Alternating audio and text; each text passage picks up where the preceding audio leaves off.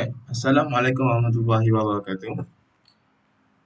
Jadi kita akan mulakan sesi pembelajaran TMK bagi tahun 6 untuk tahun 6 Baiduri, 6 Delima, 6 Intan dan 6 Firuz Sekolah Kebangsaan Bangsa. Okay, saya Muhammad Naim Azam bin Makno, Guru TMK tahun 6.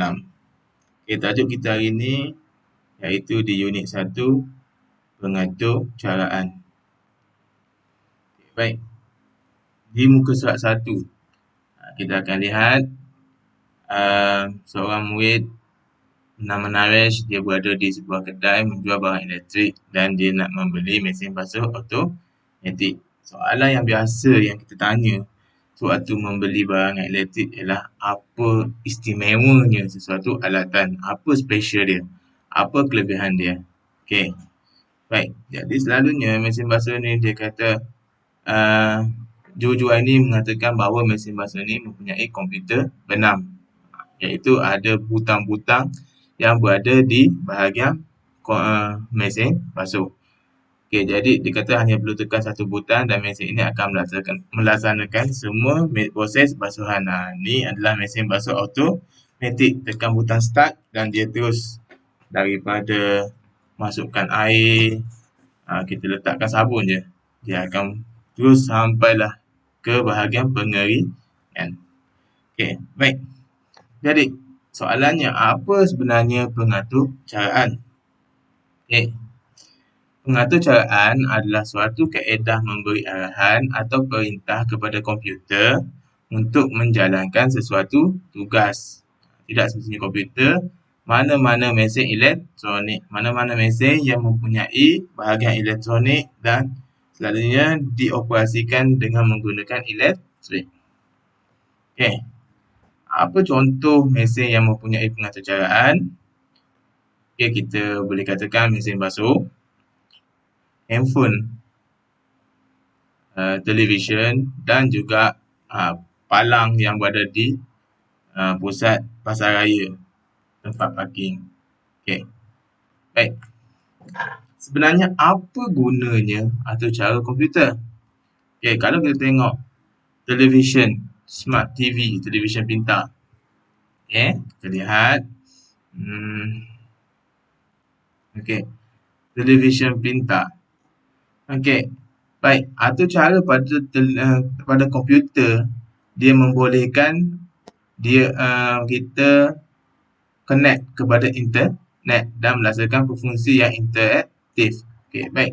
Kalau dulu TV, kita hanya boleh lihat siaran televisyen sahaja yang dipancarkan oleh RTM, TV3 dan sebagainya. Tapi sekarang, televisyen ni kita dah boleh buat tugas yang lebih daripada tu. Ada televisyen yang boleh kita layari internet. Ada televisyen yang boleh kita baca pendrive.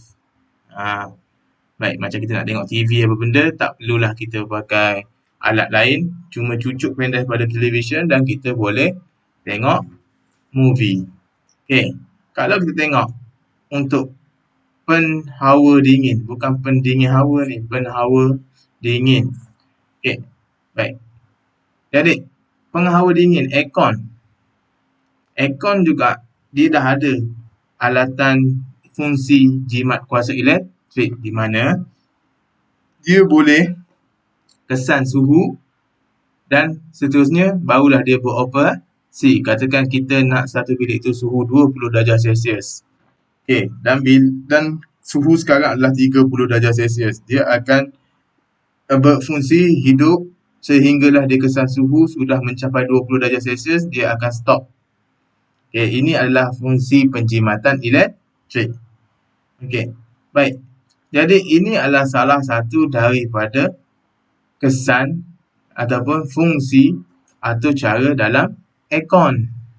Okay, kita ada pembersih vacuum robotik.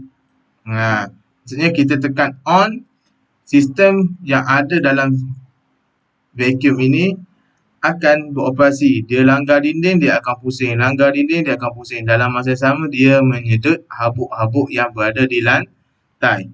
Okay, jadi dia boleh scan kawasan sekeliling. Kalau ada halangan, dia akan pusing. Okey, katakan dekat depan ni ada halangan, dia akan pusing ke kiri ataupun ke kanan. Ada halangan, dia akan pusing lagi sehinggalah meliputi seluruh lantai. Kita ada jam pengera digital. Okey, alarm clock. Okey, dia jam pada asalnya kerja dia hanya menunjukkan masa. Okey, walaupun digital dulunya dia hanya menunjukkan masa pukul 1, pukul 2, pukul 3. Dan sekarang ni jam pengera ni pula boleh membunyikan. Apabila dah sampai timing dia, dia akan mengeluarkan bunyi. Orang panggil alarm. Okey, ada juga yang boleh menjadi sebahagian daripada radio. Sekarang ni dah macam-macam fungsi yang ada pada jam. Okey, kalau peti sejuk, kita lihat pada peti sejuk. Okey, atur cara pada peti sejuk ni, dia boleh menentukan suhu yang sesuai untuk menyimpan makanan. Okey, kalau dulu kita set level 1, level 2, level 3. Okey, baik. Sekarang ni peti sejuk dah automatik kita letak. Katakan kita letak makanan sejuk beku, ayam. Letak dekat bahagian ni, dia detect ada bahagian, dia kesan ada ayam. Ayam mentah, dia akan tentukan suhu. Jadi ayam tu taklah keras sangat, tidak terlalu frozen. Okey, dia mungkin dalam keadaan chiller dan sebagainya. Itu bergantung kepada pembuatan dan pengaturcaraan pada mesin sejuk tersebut. Okey, ada mesin sejuk pula, bila kita biarkan pintu ini terbuka terlalu lama, dia akan berbunyi. Mengingat kita supaya tutup. Jadi itu pun salah satu cara di mana kesan dia dapat menjimatkan penggunaan elektrik bagi kediaman kita. Okey, baik. Microwave, ketulah gelombang mikro. Okey, dia membolehkan saya melakukan pelbagai cara memasak. Okey, baik. Untuk microwave, kalau kita perasan dekat tepi paparan dia, bukan setakat start dengan stop saja, dia ada pelbagai fungsi. Dia ada steam, dia ada rice, dia ada dumpling dan sebagainya. Okey, baik. Ini atur cara yang dah tentukan bahawa berapa lama microwave ni akan berfungsi sehingga makanan tu betul-betul panas. Okey, microwave ni kita tak buat untuk masak. Tadinya kita buat untuk memanaskan makanan. Tetapi kalau kita nak memanaskan makanan macam sup apa benda 1 minit ataupun makanan yang dah beku kita nak panaskan balik, yang kita dah simpan dalam peti tadi, 1 minit selalunya tak cukup. Tetapi bila kita tekan fungsi ni, dia akan kesan sendiri makanan jenis macam mana dan ditentukan masa untuk dipanaskan. Sehinggalah makanan tu betul-betul panas untuk kita makan. Okey, baik. Mesin basuh elektronik macam tadi, dia ada bahagian kesan berat muatan. Okey. Baik, kalau kita masukkan banyak sangat pakaian dalam mesin basuh, kadang-kadang dia tidak dapat berfungsi, dia tidak bergerak. Okey. Ataupun kalau kita masuk pakaian tu sedikit, okey, air yang dikeluarkan dia tu sikit. Kalau kita masuk banyak, air yang dikeluarkan secara optimum. Okey, macam mana dia boleh kesan? Itulah gunanya sistem atur cara dalam mesin basuh. Cara basuhan, okey, kita boleh tekan. Kita nak basuh macam mana? Basuh lama ke, basuh sikit ke, kita nak spin. Cara pusingan dia tu pun berbeza mengikut butang yang kita tekan. Okey, baik. Bilasan, putaran kita nak spin sehinggalah pakaian kita tu kering untuk dijemur. Okey, baik. Kita tengok dekat sini. Okey, dia kata kegunaan atau cara komputer.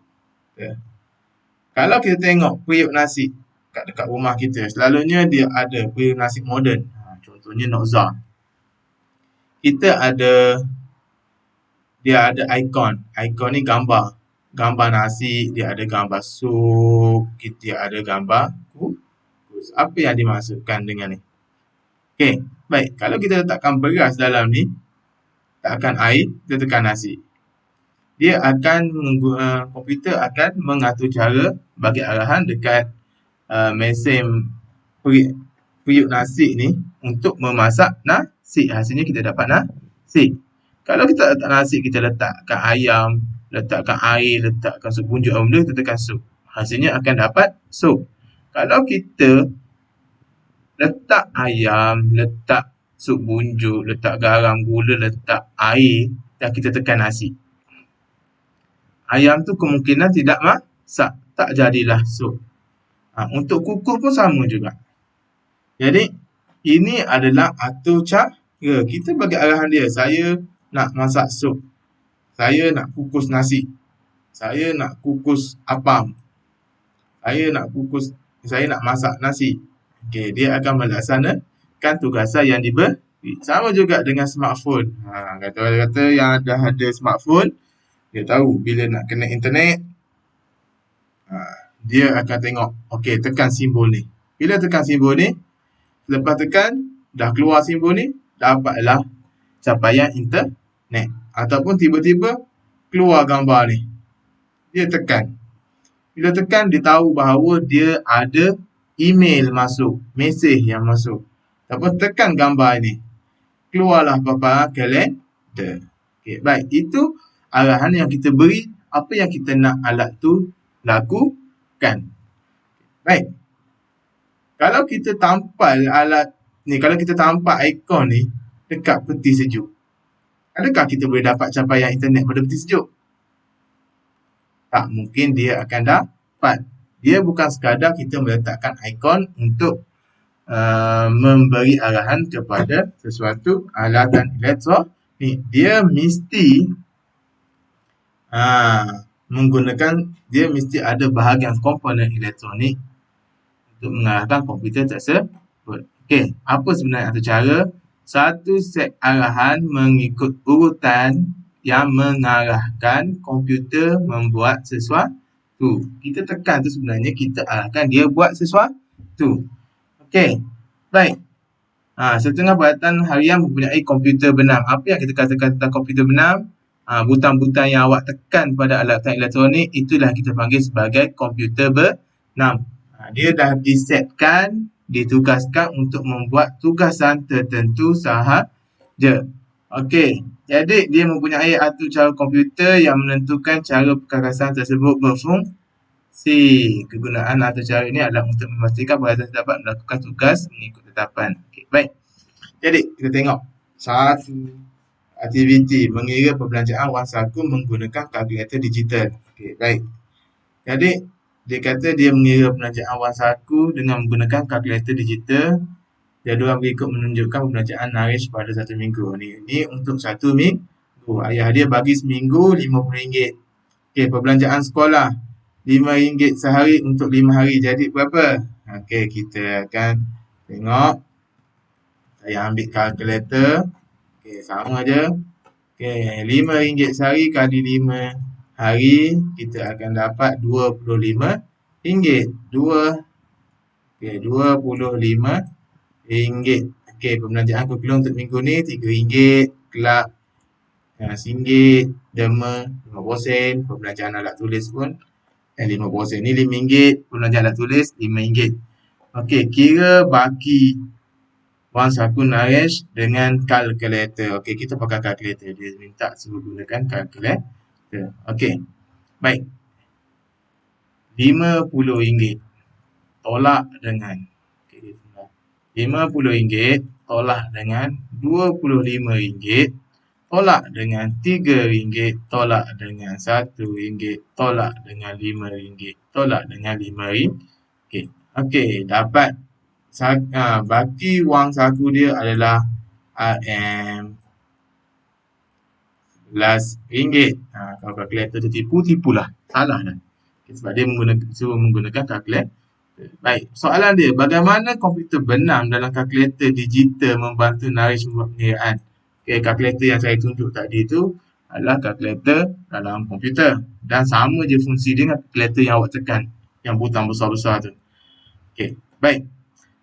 Bagaimana kalkulator digital membantu Naresh membuat pengiraan pelajaran tersebut? Dia bantu dengan buat pengiraan yang lebih tepat dan cepat. Okey, baik. Jadi, kita nak tahu macam mana dia berfungsi, kita akan tengok selepas ini. Baik. Dalam perkakasan elektronik, Dalam perkakasan digital atau cara komputer terletak dalam chip mikropengawal. Okey, ada satu chip dalam alatan elektronik, ada chip mikropengawal komputer penam. Okey, baik, ini adalah contoh alatan litar bagi satu jenis komputer apa ni, kalkulator yang agak advance.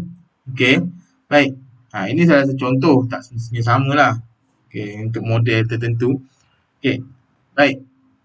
Ada satu contoh mikropengawal yang menentukan auto cara. Mana satu?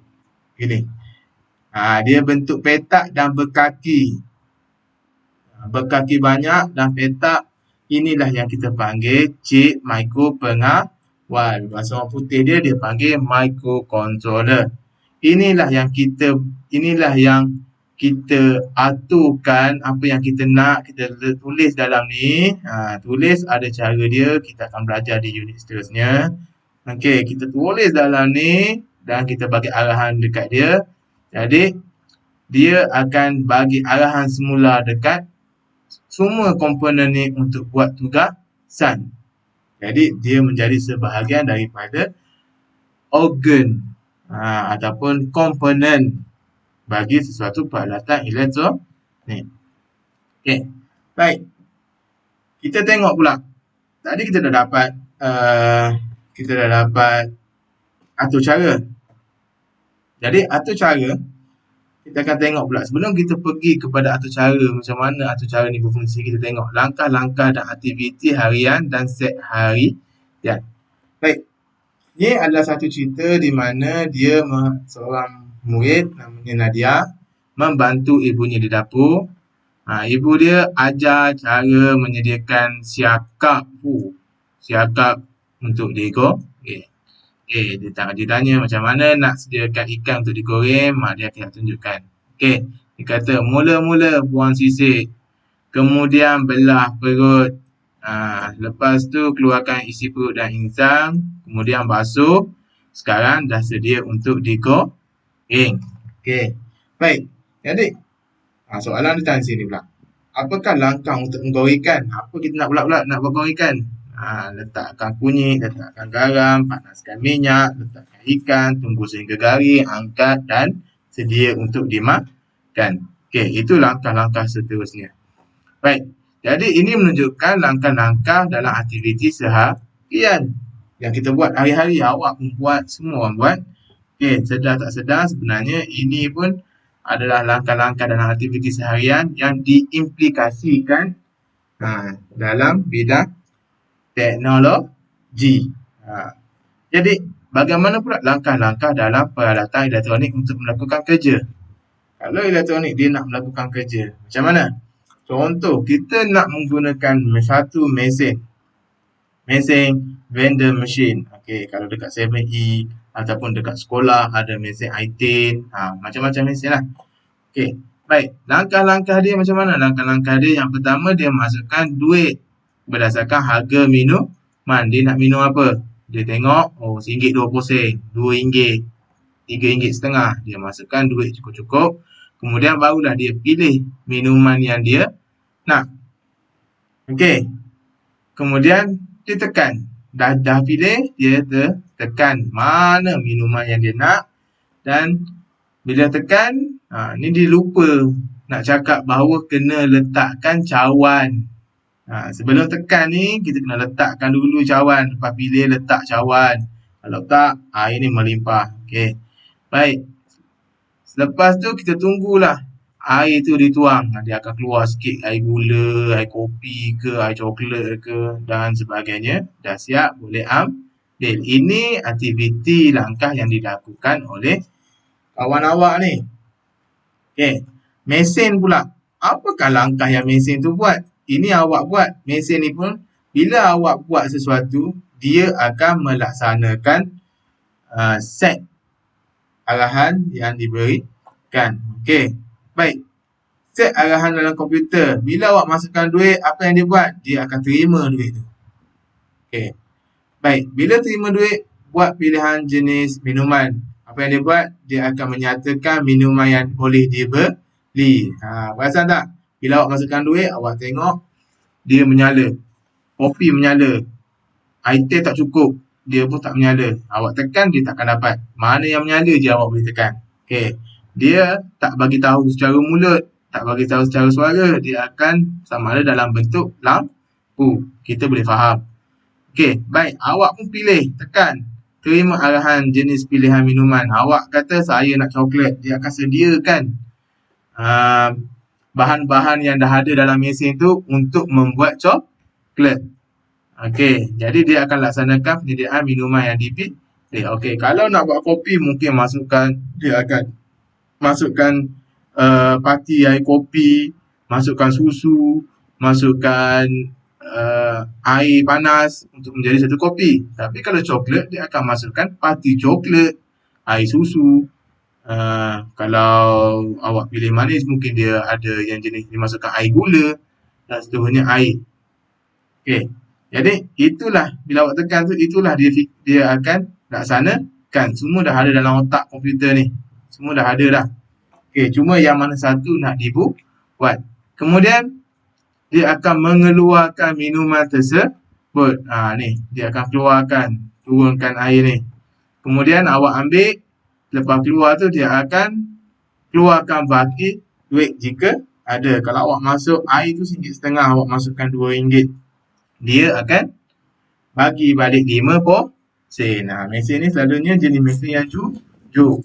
Okey, kalau dia tak jujur maksudnya ada masalah dalam sistem atur cahaya. Okey. Sebab mesin ni selalunya jujur.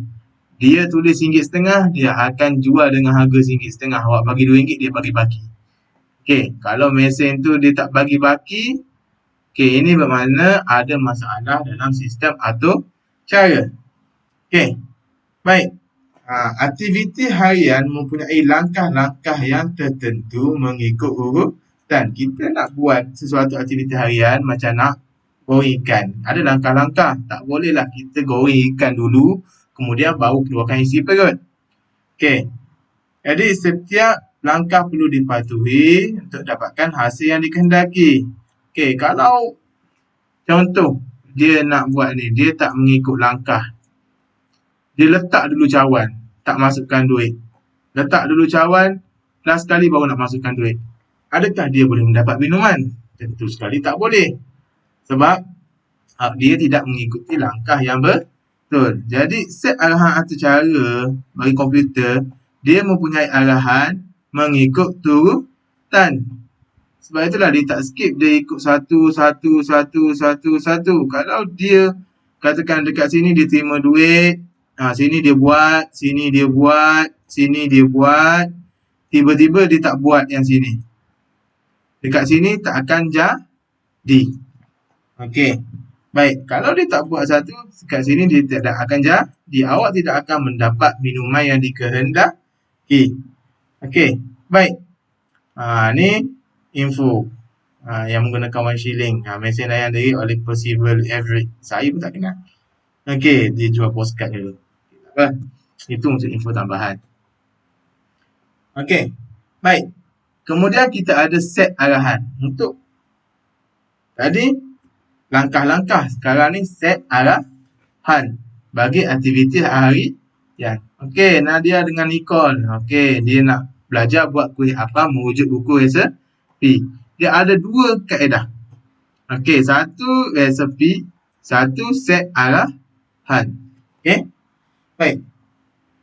Apa beza resepi dengan set arahan? Okey.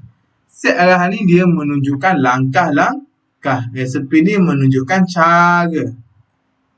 Okey.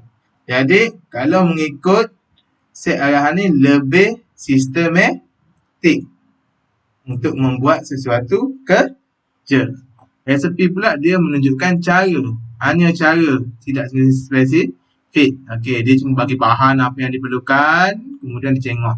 Campurkan telur dan gula. Okey, nak campur tu boleh jadi subjektif. Campurkan tu macam mana? Campur telur dengan gula tu, dia lenyitkan sekali ke dan sebagainya. Baik, jadi cara. Ini adalah resepi. Set arahan pula dia bagi lebih spesifik dan lebih detail. Maksudnya kita ikut sahaja dah boleh faham. Masukkan 3 biji telur dalam bekas. Kemudian masukkan 1,5 cawan ke dalam adunan. Kacau sehingga kembang. Sini dia kacau dengan hingga kembang. Kemudian ayak tepung dan serbuk penaik. Okey. Ayak 2 cawan tepung. Sini kita tak tahu banyak mana nak letak ayak ni. Ni kata 2 cawan dalam bekas yang berlainan. Ayak 1 camcam dan seterusnya kukus sampai dah kukus. Okey. Awak tanya, apa kaitan antara set arahan aktiviti harian dengan atur cara komputer? Apa kaitannya? Set arahan yang set arahan yang lengkap dapat membantu pelaksanaan aktiviti harian dengan teratur. Set arahan ni boleh bantu kita buat satu aktiviti dengan lebih teratur. Jadi tidak menimbulkan kekeliruan. Jelas maksud dia. Set arahan yang berbeza boleh digunakan untuk melaksanakan satu aktiviti harian yang sama. Katakan dia nak buat kuih apam. Dia tukar, dia masukkan cawan gula pula. Dia masukkan 1,5 cawan gula dulu dalam bekas, kemudian barulah dia masukkan telur. Jadi dah menjadi satu set arahan yang lain, tapi masih boleh digunakan untuk aktiviti yang sama. Balik pada soalan tadi, apa kaitan set arahan bagi aktiviti harian dengan atur cara komputer? Untuk satu mesin elektronik melaksanakan tugasan, dia perlukan satu set arahan yang jelas. Sebab dia berfikir direct terus. Dia tidak boleh berfikir secara subjektif, macam otak kita. Dia jenis komputer ni walaupun dia advance macam mana sekalipun, dia ni lose benda. Kalau kita bagi arahan masak nasi, dia lose benda, dia tak tahu masak nasi nak kena masuk beras dulu ke benda, dia pergi taram je, jadi tak jadilah nasi tu. Tapi kalau set arahan, kita dah letakkan nasi, dah letakkan beras, jadi dia akan panaskan sesuatu tu sehingga 50 minit, 45 minit. Dia tahu macam tu je. Dia panaskan, jadi siaplah nasi. Itu saja yang dia boleh faham. Panaskan yang ni. Itu contoh bagi periuk nasi dan juga alatan lain. Dia perlukan arahan yang spesifik. Macam vending machine tadi. Dia perlu arahan spesifik. Dia kena detect, scan dulu duit tu. Cukup ke tak cukup? Tak cukup, tak ikut. Kalau resepi selalunya kita boleh ubah sesuai. Dia kalau tak boleh, dia tak lepas suai, dia akan terlekat di satu langkah sehinggalah langkah itu boleh dipenuhi. Kalau macam duit tak cukup, sampai kesudah dia takkan bagi air minuman yang kita nak. Baik, pengaturan caraan komputer seperti menulis satu resepi, langkah-langkah mewakili atur cara. Pengatur caraan macam kita buat resepi, kita buat tapi kita tak ikut langkah lagi. Langkah-langkah memasak mewakili atur cara. Atur cara dia pula ini. Ini langkah-langkah dia. Nice. Baik. Set arahan bagi peralatan digital. Maksudnya langkah-langkah dia tu, apa yang dia buat. Jadi ni dua orang murid, Nadia dengan Nicole, dia memastikan Ibu Nadia menggunakan mesin penyemak harga di pasar raya, selalunya di Mr. DIY. Baik. Bagaimana mesin tersebut berfungsi? Dia letak barang dekat ni, dia scan, keluar harga dekat sini. Asal scan je, keluar harga. Scan mainan, keluar harga RM1.80. Scan tepung, keluar harga RM2.50. Jadi dia scan, dia dah tahu apa yang berlaku. Kalau kita tengok, dia perlu scan satu keadaan yang kita panggil barcode, yang ada banyak garis. Ada garis dan ada nombor. Setiap barang dekat supermarket dia ada nombor. Ada banyak-banyak garis dan ada nombor. Jadi mesin ini dia kesan nombor ini. Ini kita baca, dia baca barcode. Kalau awak letak tangan dekat mesin ni, awak tengok ada banyak laser. Ataupun dekat tempat jual tu, tempat pembayaran tu, dia menggunakan mesin tu, dia scan. Ada macam ada laser. Dia scan. Bila dia scan, masuklah dalam sistem dia. Barang apa dan dia dapatkan harga daripada pangkalan data. Jadi dalam sistem itu dah ada beberapa data yang dah ada. Jadi dia pilih je yang sama, data yang sama dengan yang dia scan. Jadi bila dah jumpa, dia akan keluarkan harga dekat sini. Selagi tak jumpa, dia tidak akan keluarkan. Okey, inilah proses dia. Inilah arahan yang dia lakukan. Okey. Baik, peralatan digital mempunyai set arahan lengkap yang dapat melaksanakan satu fungsi khusus dengan teratur.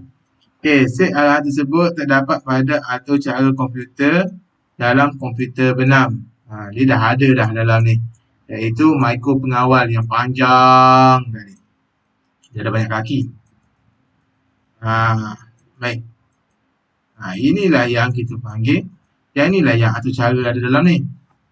Okay, kita nak tulis, nak buat atur cara baru pun, kita ambil komponen elektronik yang kosong ni, kita akan tulis balik menggunakan satu alat komputer.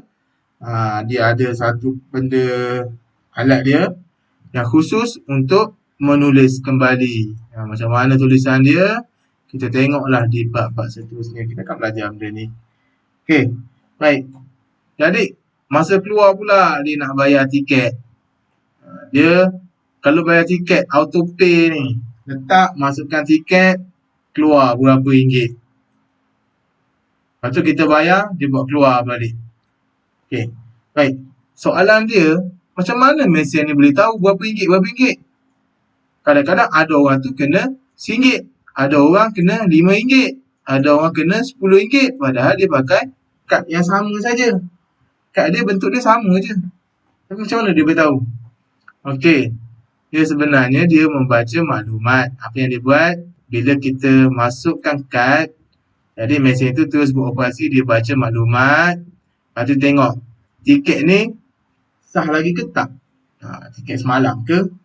Tiket yang dah tak belum guna lagi ke? Jadi dia kira. Waktu kita nak masuk ke dalam parking tu, kita dah ambil tiket, dia dah catat. Jadi waktu kita nak letak sini, dia catat. Ni catat in. Dia check in dulu waktu awak nak masuk. Bila awak nak keluar, dia nak check out. Dia catat waktu keluar pula. Jadi, masa masuk, tolak dengan masa keluar, dapatlah masa yang awak parking kenderaan. Jadi, bila kira jumlah masa yang ada, barulah dia kira berapa awak kena. Lepas tu, dia keluarkan nombor yang ada dekat sini. Kemudian, awak pun masukkan duit. Bila masukkan duit, dia kira berapa yang awak masukkan. Okey. Dia tengok pula. Okey. Harga awak kena RM5. Awak masukkan RM1. Dia tak keluarkan lagi tiket. Awak masukkan RM1 lagi. Baru RM2. Dia bandingkan. Belum cukup lagi. Lepas tu awak pun masukkan duit besar terus. Awak masukkan RM10. Jadi, RM1 tadi campur dengan RM1 selepas tu campur dengan RM10, awak ada RM12. Dia tengok yang dikenakan RM5 saja. Jadi dia akan, apa yang dia buat?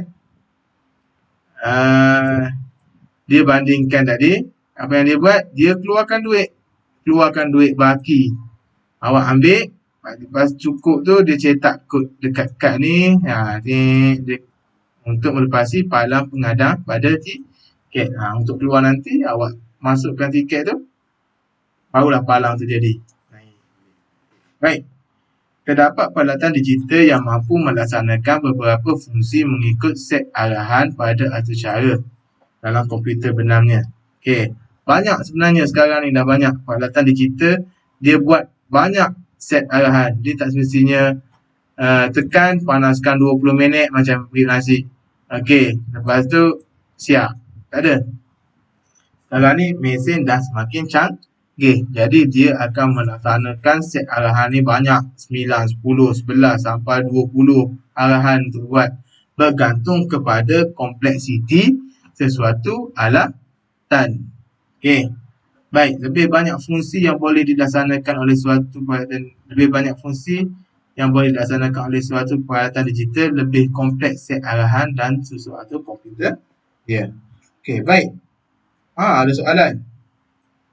bagaimana mesin layan diri boleh menentukan nilai wang shilling dan wang kertas. Okey. Ini satu soalan yang ditanya. Dia kata macam mana mesin vendor ni dia boleh tahu awak masukkan duit shilling ke duit kertas. Okey. Baik.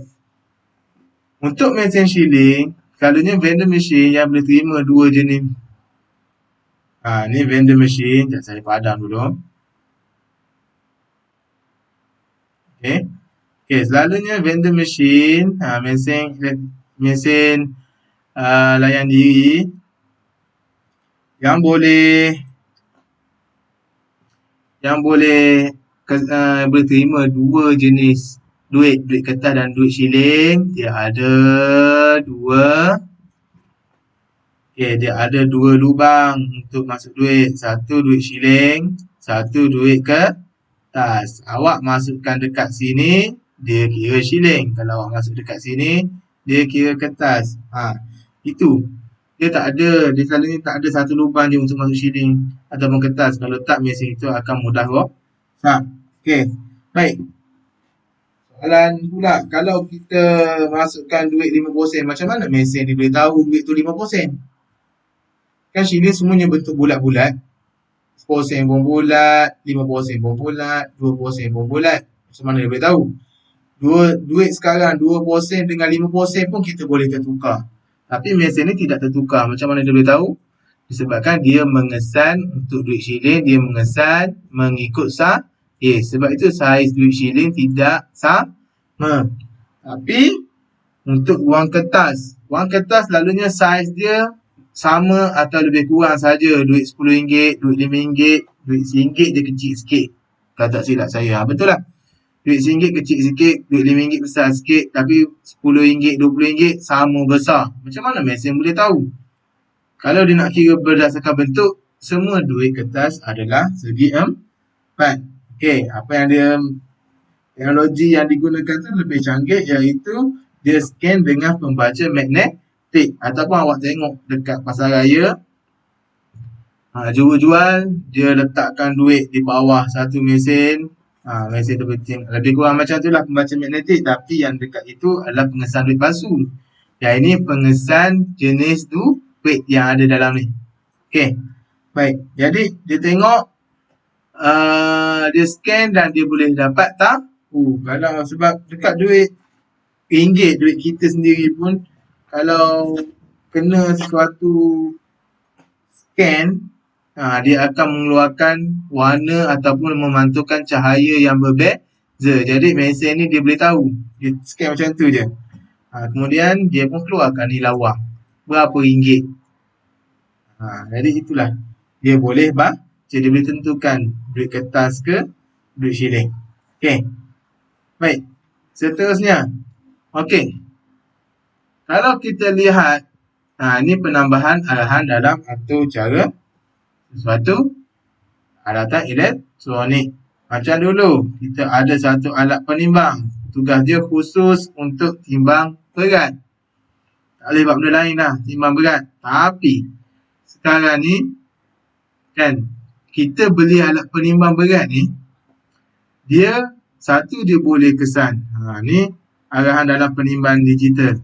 Okey, yang pertama, dia kesan beban, kesan berat apa benda yang ada dalam tu, lepas tu dia kira berapa berat yang ada, kemudian dia paparkan, baru dia keluarkan nombor.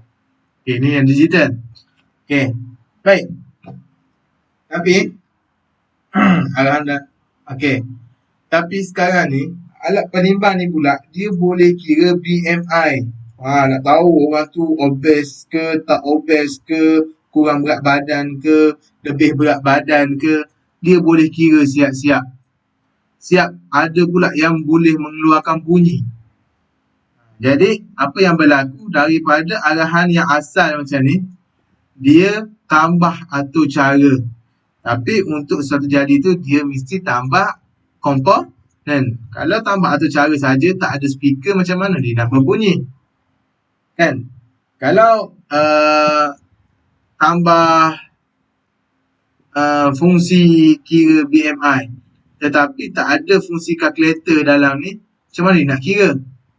Okey, jadi apa yang kita nak tambah arahan dalam atur cara, dalam pertama, pastikan kita tambah komponen yang bersesuaian yang kita nak guna, barulah kita tambah atur cara dalam mikropengawal. Yang banyak kaki. Ingat kaki banyak ni, inilah mikropengawal.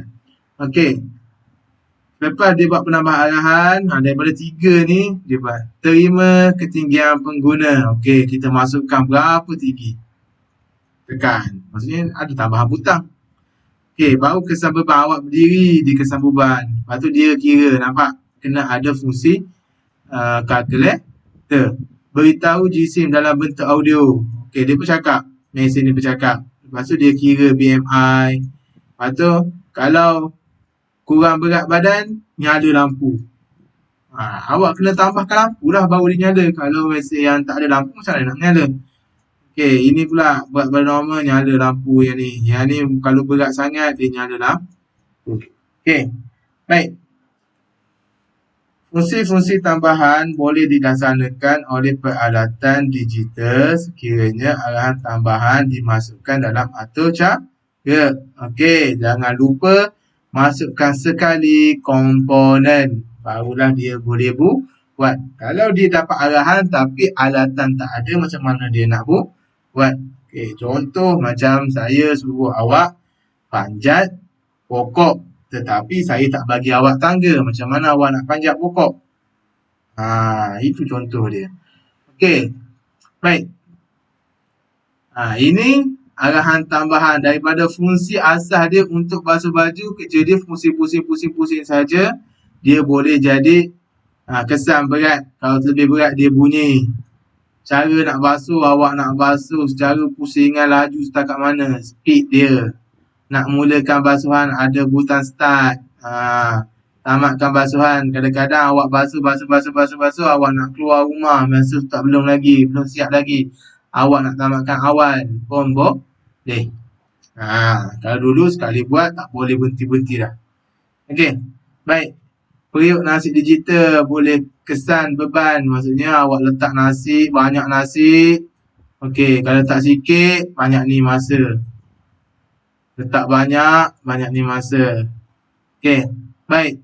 Kesan beban. Dia kesan dulu awak letak nasi banyak. Dia kira berapa. Lepas dah tahu berapa banyak nasi dengan air, barulah dia tahu berapa banyak masa dia nak set untuk mesin ni hidup untuk memanas. Kemudian dimulakan dan matikan. Okey, samalah. Sama kesan masa yang ditentukan untuk membangkitkan. Yang ni awak tentukan. Awak kata nak bangun pukul 5 pagi. Awak tekan. Okey, bila dah sampai pukul 5 dia berbunyi. Okey, sama juga. Ini pun sama juga. Pendingin hawa. Hawa dingin.